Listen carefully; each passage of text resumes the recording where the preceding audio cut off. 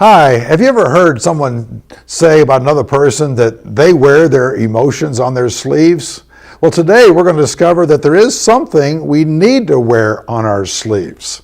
Hi, I'm Ron Gannett here in beautiful Saddlebrook, Arizona, and we are looking at the book of James, James, the brother of our Lord, and asking ourselves, what is the sibling stuff that James learned from Jesus that he can pass on to us, that we can pass on to future generations? Well, today in this video, we have come to James chapter 3, verses 13 through 18. And James is talking about showing your wisdom to the world. And he says in verse 13, "Who is wise and understanding among you? Let him show it by his good life, by his deeds."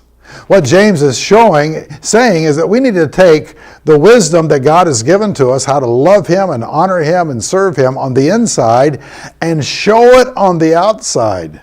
In fact, we can sort of wear it on our sleeves. In this passage, James talks about earthly wisdom that's bound up in envy and petty ambitions and stuff like that. But he talks about heavenly wisdom that comes from heaven. Heavenly wisdom that is pure and peaceful and caring and fair to other people. In fact, he winds up that passage by saying, those who are peacemakers will sow a harvest of righteousness that will come from God. My friends, as grand mentors, we want to pass on the wisdom that God has given to us to the generations that are coming behind us.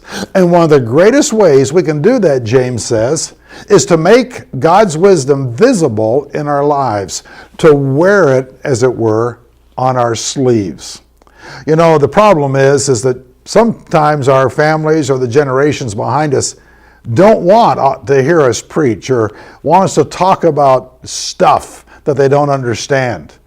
And so probably the best way we can communicate it is not so much with our words, but more with our actions.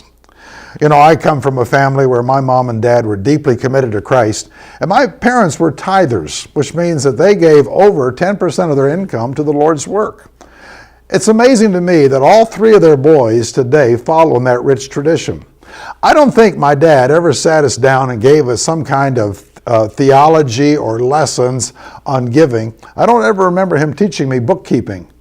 But I watched how he and mother gave of their substance to missionaries, to their local church, to Christian organizations, and to the poor, and how God blessed them and honored them, and the joy that they had in giving it away. I remember one Christmas, my dad opened up his Bible, and he'd done a Christmas Eve service in a church that night, the night before, and when he opened up to Luke chapter 2 for us to read the Christmas story, there were 10 crisp $100 bills. Well, you know, the next day, he said, "Son, I'm going up to the college where he was a president. Would you like to go with me?" And we went up, and he had $500 bills, and he gave it to the treasurer and said, "Put this in as a donation to the college."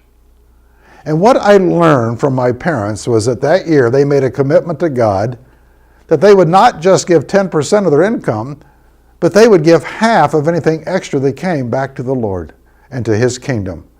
You know, I thought, today I try to be generous to God's kingdom. My brothers try to be generous to God's work.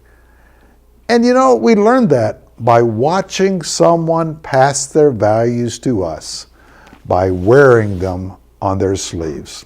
What is important to you? What do you want to teach your children, your grandchildren, those you love?